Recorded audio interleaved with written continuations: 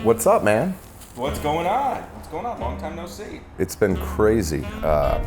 So I don't think I've seen you since March. No, we were in India. Yeah. And then when we got back from India, it was like everything went to shit.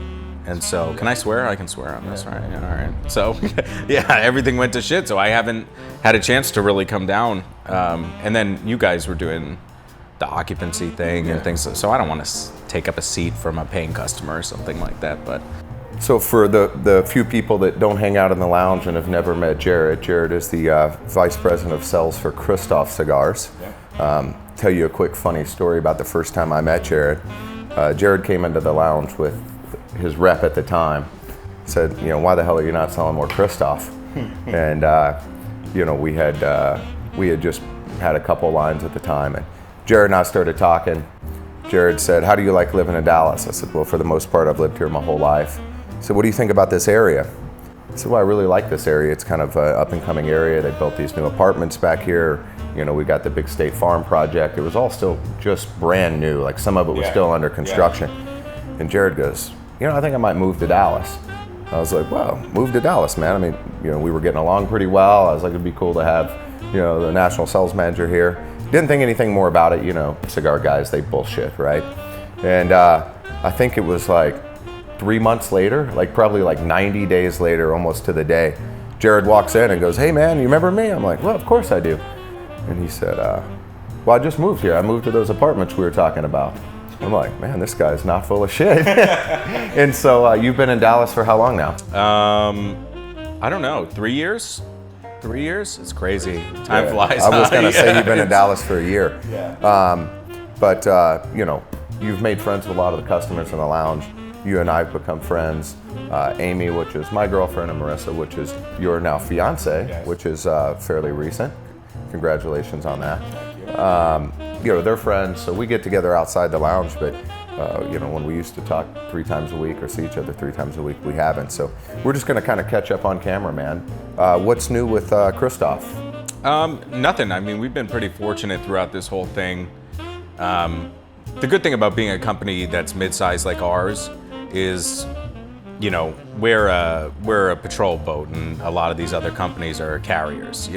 We can pivot really easily with the times and adapt and make our people better, whereas there's lots of layers of management that a lot larger companies have to go through. So Shareholders, you have to be. Yeah. You have to demonstrate shareholder value. So if you have to make that number in the bottom line because you have to release earnings and your share is going to be affected for the larger company, then you're going to do a lot of stuff to try to make sales.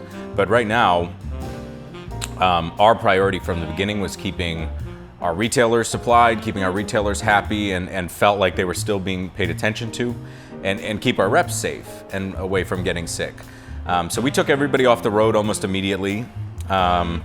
And we went to a series, and you can appreciate this, whereas many manufacturers are just like, all right guys, try to do what you can do and make phone calls. We had 3 to 5 Zoom calls every week with the sales team, where we focused on sales training, we had invited accounts like you, like engaged good accounts to come on and talk to our sales reps about what they like, what they don't like, sort of what their story was, so that we can get more familiar, and then spitball some ideas. So we've gotten better as a company throughout this whole process, and I don't know that there's a lot of our competitors that can say the same thing. And we haven't had to lay anybody off or furlough anybody. This is one of the times in the cigar business where you want my accent and not necessarily a farmer's accent. You know what I mean? Because I'm a P&L manager. That's what I do. So we were able to keep the wheels on and not interrupt pay for anybody, and so we're really fortunate. Good, man. One thing that I noticed, and I'm not here to slam anybody, but I noticed a lot of guys turned to the catalog real heavy.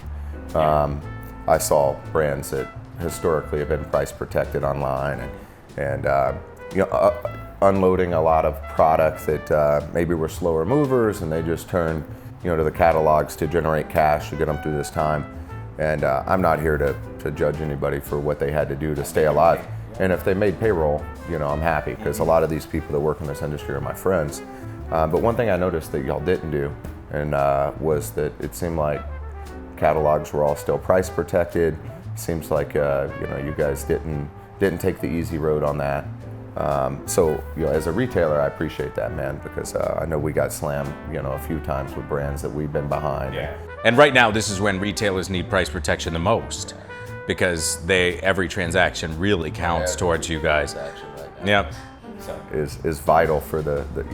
So we figured pigs eat and hogs get slaughtered, and so we decided we would continue to price protect. And then the other thing is, if you get a container of cigars come in, and you sold them to XYZ catalog for a 4-in-1, well, 25% of that container is product that you're making $0 on.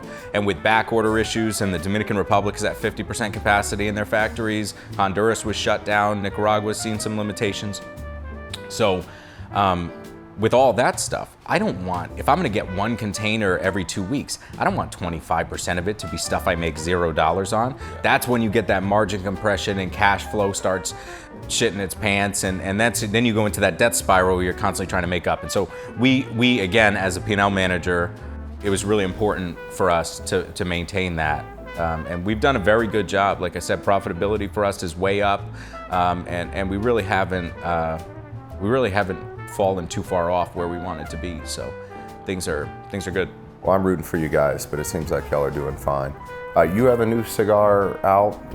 We don't have to dive too deep into the blend, but for a company that we're, the owner's kind of the face of the company, for them to put your name on it, I thought that was quite the compliment to what you're doing. And so what?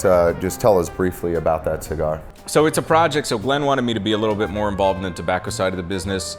I smoked a new tobacco that the guy who runs our factory in the Dominican Republic, Rolando, he brought with him in a Ziploc bag with 3 cigars in it to the trade show in Las Vegas a few years ago.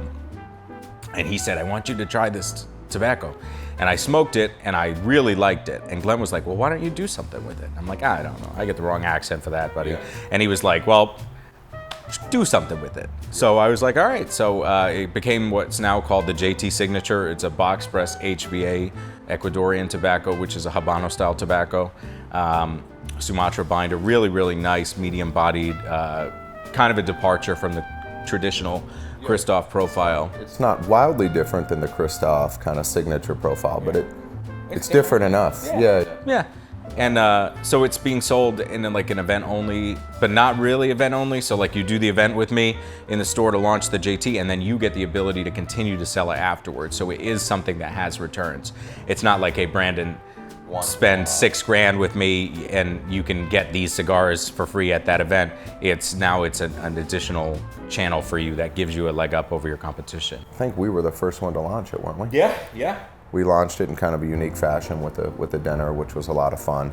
But the cigar has been really well received around here. But I think it's cool they put your name on it. Just tell us a little bit about how you got it. Like, what's your background? Because I know you haven't always been in cigars. Like you worked for Target and did some other stuff. Yeah, so I worked in Fortune 500 retail. I was an executive for Target and also for Bed Bath & Beyond over some concepts that they had.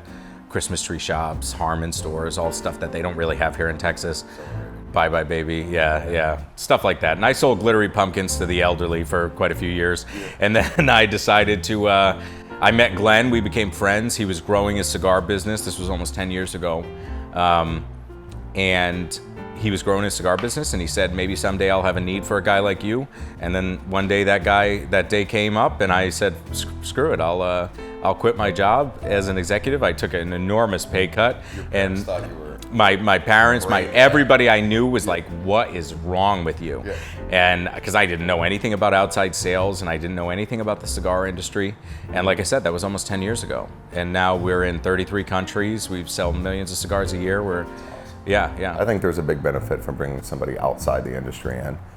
So I think that was a smart move by Glenn. There's a lot of talented people in this industry, but it's cool to bring people in from outside. So real quick, man, I'm just gonna ask you a couple questions. We'll wrap it up. What's your favorite thing to drink with a cigar? I drink a lot of vodka, as everybody knows that knows me. So I typically drink vodka, but I'm a bourbon guy also, and scotch. So equal opportunity. Favorite city you've ever visited? Favorite city I've ever visited? I really, really like Charleston, South Carolina, but Maui in Hawaii is my favorite city. Yeah. You got engaged in Hawaii. I did right? get engaged in. Awesome. Yeah. And then if you're not smoking one of your own cigars, what's kind of your favorite profile? I smoked the Padron 64 Diplomatico Maduro. That specific cigar in that size really speaks to me. The Davidoff Nicaragua Diademas, I really like that cigar too. So that's my profile, medium full. Cool, man. Well, thanks for spending a few minutes with sure me, brother. thing. Cheers. It's always a lot of fun when we get together. Absolutely.